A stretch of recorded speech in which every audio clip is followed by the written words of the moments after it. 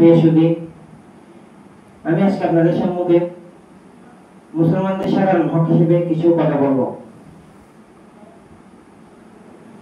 আত্মীয়তার সম্পর্ক ছাড়াও সাধারণ মানুষের প্রতি কিছু হক রয়েছে। প্রসিদ্ধ হাদিসে হযরত আলী রাদিয়াল্লাহু তাআলা আনহু সূত্রে নিম্নোক্ত হকসমূহ বর্ণনা করেছেন। কোন মুসলমান ভাই কোন ভুল বিবাহ অন্যায় করলে মাফ করে দিবে। কোন মুসলমান ভাই বিপদগ্রস্ত হলে দয়া প্রদর্শন করবে, দুষ্কৃতি গোপন করবে। কোন মুসলমান কোন ওজর পেশ করলে বা মাপ চাইলে তা গ্রহণ করবে। কোন মুসলমানের দুঃখ কষ্ট দেখলে তা মোচন করবে।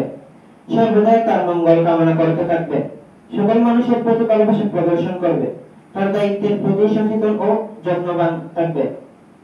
অসুস্থ হলে তাকে দেখতে যাবে। মৃত্যুর পর জানাজায় উপস্থিত হবে।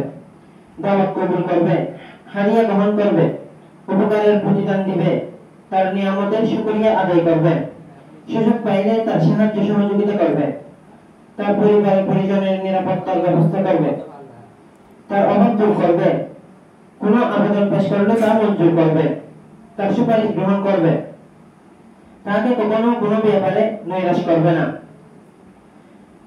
হাজির জবাবে আলহামদুলিল্লাহ বলবে, প্রতি উত্তরে ইয়ারহামুকাল্লাহ বলবে। কারণ হারানো বস্তু তার কাছে পৌঁছিয়ে দিবে।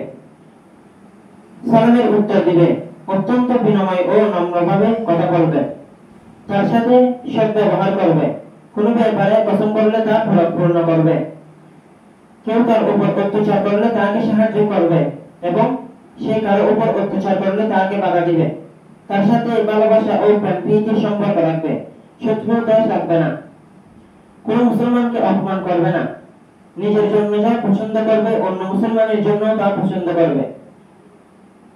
অপর এক হাদিসে বলা হয়েছে যে সাক্ষাৎ হলে সালাম ও মুসাফা করবে। ঘটনাক্রমে কোনো মনোমালিন্য হয়ে গেলে 3 দিনের অধিক কথা বন্ধ রাখবে না। কারো ব্যাপারে খারাপ ধারণা রাখবে না। কারো প্রতি হিংসা বিদ্বেষ রাখবে না। যথাসম্ভব সৎ কাজের আদেশ দিবে ও অসৎ কাজ থেকে নিষেধ করবে।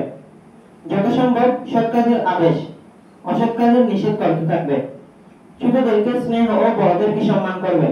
দুই মুসলমানদের মধ্যে ঝগড়া হলে পরস্পরের আপোষ করে দিবে। গীবত করবে না। কারো জানমাল এবং ইজ্জতের ক্ষতি সাধন করবে না। যানবাহনের আরোহণ করতে না পারলে বা মালামাল ওঠাতে না পারলে তাকে সাহায্য করবে। মজলিসে একজনকে সরাইয়া দিয়ে তার স্থানে বসবে না।